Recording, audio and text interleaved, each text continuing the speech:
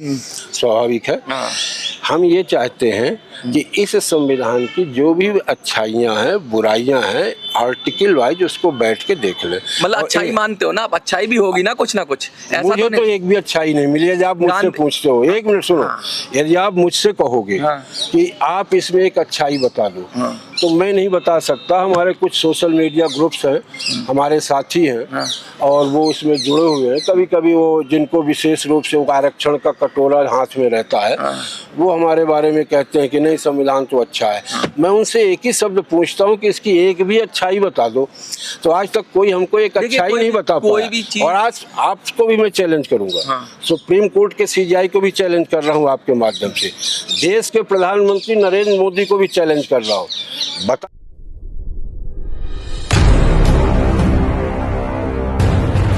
नमस्कार, मैं मनोज सुराजी और आप देख रहे हैं मिनी संसद। आज हम बात कर रहे हैं जब आज़ादी के 75-76 साल हो गए, हम लोग बैठे हैं और कह रहे हैं कि इतने सालों में हम क्या बदलाव करें, कैसे देश प्रगति पे करें, क्योंकि कहते हैं अभी भी अशिक्षा है, अभी भी बेरोजगारी है, अभी भी बहुत सारी समस्याएं ऐसी हैं, करप्शन है, अभी भी कहते हैं न्यायपालिका के अंदर बहुत सारी चीज़ें ऐसी होती हैं कि जस्टिस डिले जस्टिस डिनाइड की बात होती है, बहुत सारी चीज़ें होती हैं। हमने दुनिया का एक शानदार संविधान बनाया, ऐसा हम दावा करते हैं, फिर ये सारी समस्याएँ जस की तस क्यों हैं? आज भी रिजर्वेशन की समस्या हो रही है, आज भी ये आरोप लग रहे हैं कि सरकार बैकडोर से बहुत सारी चीज़ें करना चाहती है। आज भी सुप्रीम कोर्ट के माफ़ करिएगा हाई कोर्ट के जजों के घरों में नोटों के बंडल मिलते हैं। आज भी सुप्रीम कोर्ट के जजों के ऊपर महिलाएं जब आरोप लगाती हैं तो बहुत सारी चीज़ें होती हैं, लेकिन उस सब का लब्बो-लुआब क्या निकलेगा? आज भी हम बात कर रहे थे, कुछ साल पहले अन्ना आंदोलन हुआ, लोकपाल की बात कर रहे थे, उसमें हमने बात की नेताओं के ऊपर नकेल कसने की, नौकरशाहों के ऊपर नकेल कसने की। तो क्या हो रहा है और क्या कमी रह गई? हमारे साथ जंतर मंतर पर प्रोटेस्ट कर रहे हैं तिवारी जी हैं। सबसे पहले मैं आपसे ये जानना चाहूँगा कि आप जब कह रहे हो संविधान जागरूकता मंच के माध्यम से कि संविधान की समीक्षा हो जाए, तो समीक्षा की ज़रूरत क्या पड़ी? ऐसी क्या आन पड़ी जो आप समीक्षा की बात कर रहे हैं? फिर मैं बारी बारी एक एक चीज़ पूछूंगा आपसे। संविधान समीक्षा की आवश्यकता नहीं, बल्कि अति आवश्यकता इसलिए है कि जो अभी हमारा संविधान आज की डेट में है, तो यह एक कैबिनेट मिशन का नाम लगभग सबने सुन रखा है। कैबिनेट मिशन से आशा है कि ब्रिटिश गवर्नमेंट के 3 मिनिस्टरों का दल आया 1947 के पहले, और उस कैबिनेट मिशन ने संविधान सभा का गठन करवाया। देश स्वतंत्र हुआ 15 अगस्त 1947 को by passing Indian independence act 1947 by the British parliament. लेकिन संविधान सभा का गठन 15 अगस्त 1947 के पहले हो गया, 46 में ही हो गया, और संविधान सभा की बैठक भी हो गई 15 अगस्त 47 के पहले। यह इस बात का प्रमाण है कि जो उन दिनों आज़ादी की लड़ाई लड़ रहे थे, तो या तो वो जेल में थे या फरार थे, वो संविधान सभा में आ ही नहीं सकते थे, क्योंकि देश स्वतंत्र हुआ ही नहीं था। देश स्वतंत्र तो हुआ 1947 में। लेकिन जब इंडिया इंडिपेंडेंस एक्ट की हम बात करते हैं तो बहुत सारे ऐसे लोग थे जो जनता की नुमाइंदगी कर रहे थे अंग्रेजी शासन में ही, तो वो लोग बैठे थे उसमें संविधान सभा के अंदर। पूरे देश से पूरी जगह जगह से प्रतिनिधि बुलाए गए थे, जनप्रतिनिधि, जिनको उस समय के जनप्रतिनिधि कहते थे, क्योंकि दो तरह के लोग थे, एक तो गरम दल, एक नरम दल। एक वो थे जो जिनको थोड़े बहुत अधिकार मिले थे तो अंग्रेजी सिस्टम में वो कर रहे थे, उन्हीं को बुलाया गया था। तो दिक्कत क्या उसमें? दिक्कत ये है कि संविधान सभा में जितने भी लोग, जो जैसे दो तरह के, एक तो देशी रियासतों के थे लोग और एक जहाँ पर ब्रिटिश हुकूमत डायरेक्टली थी, दो भागों में बढ़ जाते हैं। तो जो ब्रिटिश रियासतों के लोग थे, तो वो रियासतों के द्वारा यानी अपने राजाओं के द्वारा नॉमिनेटेड लोग थे। अच्छा, वो इलेक्टेड नहीं थे। एक minute members of the constituent assembly, तो वो सब इलेक्टेड लोग नहीं थे। मैं उस पर नहीं जाता, मैं एक और बात कहता हूँ आपसे, वो कौन लोग थे, लेकिन जब हम उसमें डायरी में देखते हैं, जो संविधान सभा की बहस को हम देखते हैं, बहुत लाजवाब लोग थे वो, जो भी थे, उनको आप पढ़िए तो सब तरफ से बात करके बड़ी मेहनत की गई है उस लेवल पे चलिए आज आप फिर समीक्षा करने की बात कर रहे हैं, तो ऐसा नहीं, उनकी जितनी बुद्धि थी, जितना उनके सामर्थ्य था, उससे बढ़कर उन्होंने काम किया और जैसा भी दिया उन्होंने दिया, हम लोगों ने स्वीकार भी किया। अब उसमें कुछ कमियां हैं तो हम बदलते हैं उसको संविधान में। ऐसा तो नहीं है कि फेरबदल नहीं होता, कितने संशोधन हुए, अलग अलग तरह के संशोधन हैं, कुछ सामान्य बहुमत से हो जाते हैं, कुछ पे 2/3 बहुमत के साथ हो जाता है, तो काम तो चलता रहता है। और दूसरी एक और प्रश्न है मेरा, आपने कहा कि भाई संविधान के अंदर ये कहा गया है कि जनप्रतिनिधि कैसे बनेगा, माफ़ करिएगा कि प्रधानमंत्री कैसे बनेगा, ये कहा गया, बहुत सारी चीज़ें कही, लेकिन बहुत डिटेल में नहीं कहा गया। लेकिन मैं कहता हूँ कि बहुत सारे कानून, जैसे चुनाव आयोग को दे दिया गया वो काम कि वो डिसाइड करेगा, जैसे चुनाव की सारी प्रक्रियाएं, कोई संविधान में सब कुछ लिखेंगे तो संविधान इतना बड़ा हो जाएगा, तो उसे उसका जो एक्सटेंडेड वर्जन है ना, वो बहुत सारे और छोटे कानून हैं जिसमें उसकी व्याख्या मिलती है। तो संविधान के अंदर अगर कोई चीज़ नहीं की गई है तो वो ये डायरेक्ट किया गया है कि दूसरी जगह मिलेगी वो, तो उसमें दिक्कत क्या है? एक बड़ी किताब है, उसको शॉर्ट रखना है, लोग पढ़ पाएँ, तो उसका जो ज़्यादा कॉम्प्लेक्स डिटेल बात करनी है वो दूसरी किताबों में आ गई है, दूसरे कानूनों में आ गई, दिक्कत क्या है उसमें? जब मैं LLB प्रथम वर्ष में था तो मेरे 2 विषय पढ़े थे, एक ही साथ एक ही ईयर में, फर्स्ट ईयर में।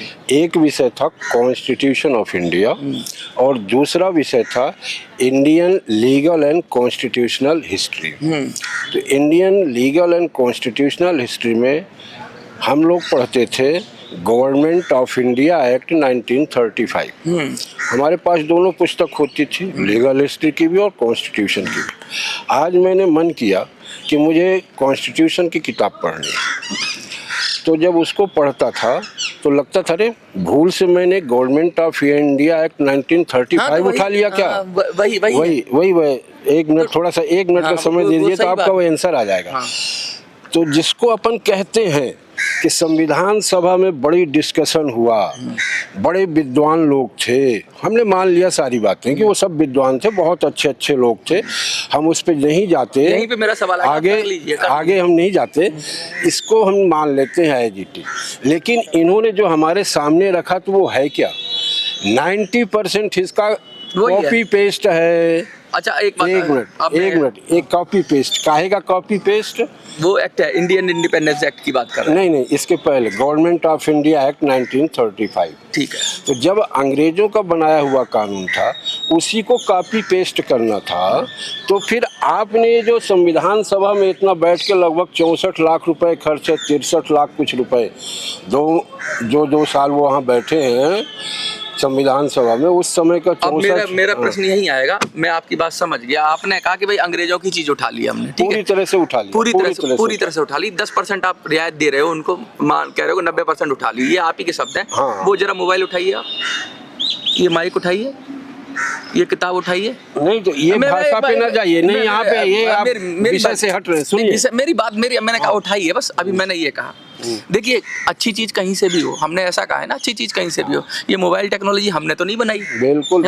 ये माइक भी शायद हमने नहीं आविष्कार किया इसका, इस बिजली का भी हमने आविष्कार नहीं किया, इस किताब की प्रिंटिंग प्रेस का भी हमने, वो भी हमने अंग्रेजों से उठाए। तो कुछ हम समीक्षा कर सकते हैं। मैं ये नहीं कह रहा कि अंग्रेजों की सारी चीज बुरी ही होगी, ये मैं कहना चाह रहा हूँ। मेरे कहने का मतलब ये है, आपका मतलब मैं समझ गया कि मतलब अंग्रेज यहाँ मैं समझ गया, यहाँ हम समझ गए। ठीक है, आप बताइए। अंग्रेज जिनको ठीक से कपड़ा पहनना नहीं आता, जो एकदम आदि मानव अवस्था में रहते हैं, जिनका ना कोई कल्चर है, हमारे लिए हम अपनी सभ्यता संस्कृति व कल्चर में श्रेष्ठ नहीं, सर्वश्रेष्ठ। उनका कल्चर कुछ और है, हमारा कल्चर कुछ और है। उनके नकल के आधार पे हम अपना संविधान कैसे बना सकते हैं? नहीं तो ठीक है, 1 मिनट। हाँ। और चीज़ नहीं हमारे पास, लेकिन हमारे पास बुद्धि है।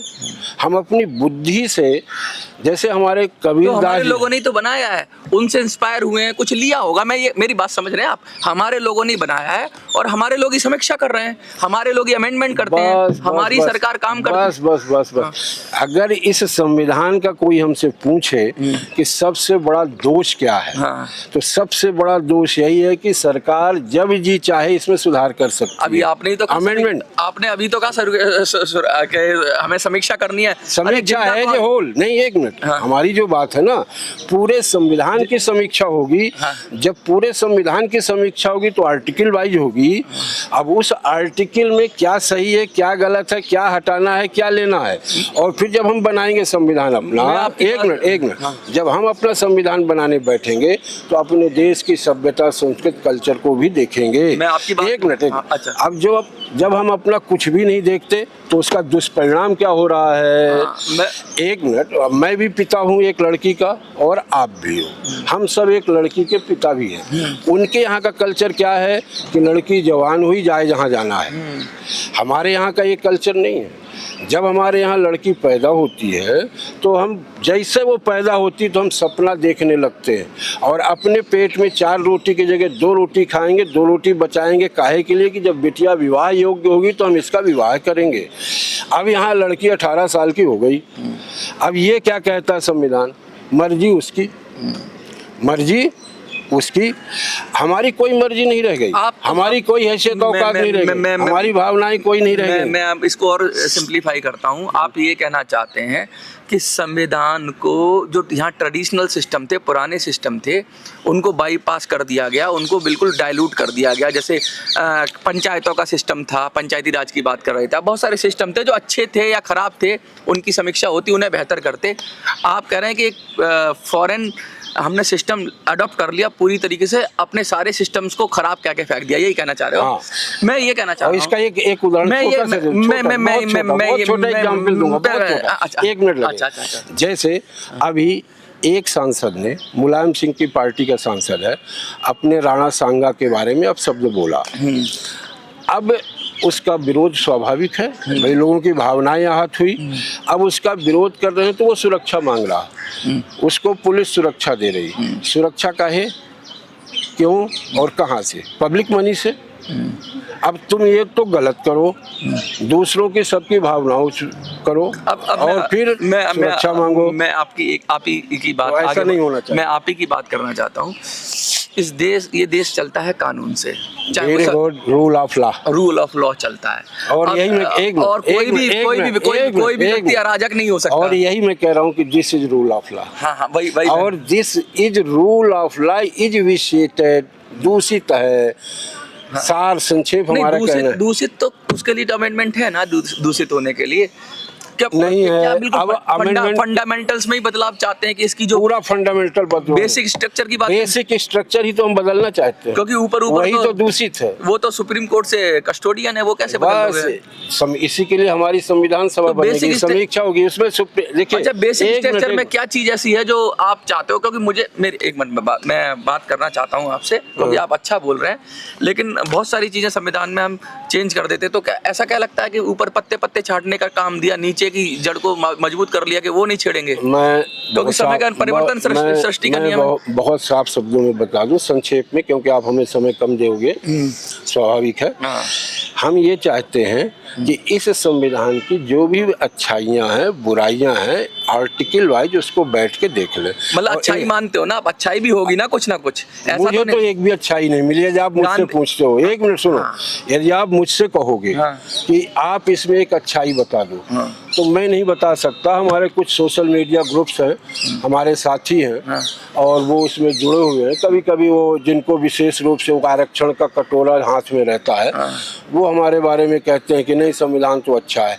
मैं उनसे एक ही शब्द पूछता हूँ कि इसकी एक भी अच्छाई बता दो, तो आज तक कोई हमको एक अच्छाई नहीं बता पाया। और आज आपको भी मैं चैलेंज करूंगा, सुप्रीम कोर्ट के सीजीआई को भी चैलेंज कर रहा हूँ आपके माध्यम से, देश के प्रधानमंत्री नरेंद्र मोदी को भी चैलेंज कर रहा हूँ, बता दो इस संविधान की क्या अच्छाई है, बशर्ते मैं बताता हूँ। एक मिनट, हाँ अभी आप ही शुरुआत बताऊंगा मैं। जमीनी स्तर वो अच्छाई दिखाई देती है, बताओ। मैं बताता हूँ। देखिए जब हम एक दोहे से कोट करूंगा मैं, जहाँ सुमति, संविधान पे ही आऊंगा, थोड़ा सा मुझे भूमिका भी लेनी पड़ेगी ना। जहाँ सुमति तहाँ संपत्ति नाना, जहाँ कुमति तहाँ विपत्ति विधाना।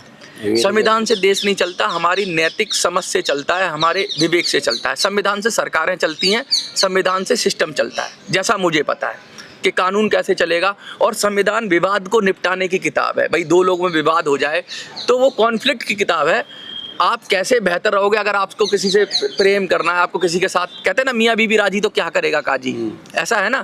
तो आपस में जो सिस्टम होता है उसमें संविधान की जरूरत ही नहीं, तो आप संविधान को पकड़ के क्यों बैठे हो? संविधान को पढ़ते भी कोई लोग नहीं है, संविधान से देश चल भी नहीं रहा है, संविधान से सरकार चलने दो, इतना क्या आपको हो गया? अब तक ना गीता से चल रहे लोग, ना कुरान से चल रहे, तो संविधान से भी नहीं चलेंगे, संविधान से ही नहीं चलेंगे। ऐसी एक किताब क्या कर लेगी, एक किताब क्या कर लेगी, ये बताइए। सब प्रश्नों का उत्तर तो ये तो अच्छी बात है ना कि संविधान को रहने दो, अपनी जगह पड़ा रहने दो, आप अपने जीवन जियो। एक मिनट, जहाँ दो लोगों का विवाद है, हाँ, वहाँ पर ये संविधान नहीं है, उसके लिए दूसरे एक्ट है अकॉर्डिंग टू ना संविधान, इसकी संधि विच्छेद करेंगे तो समान। Very good. अब तो हमारे विषय पे आ गए। हाँ, ये मैं बहुत बार कह चुका हूँ, सम प्लस विधान। हाँ, जो सम है, एक समान है, वही संविधान है। हाँ, अब अपन संविधान को पढ़ें। हाँ, अपने संविधान में कोई भी बात ऐसी लिखी है जो संविधान हो, संविधान हो, हाँ, कहीं भी नहीं लिखा हुआ है जिसको अपन सम कहें। कैसे? कहीं से भी ले लो। मैं एक फिर बात का कोट करूंगा, उसके बाद हम खत्म करेंगे, आप ही कंक्लूड करिए, क्योंकि मैं इस पर बहुत लंबी बहस हो सकती है।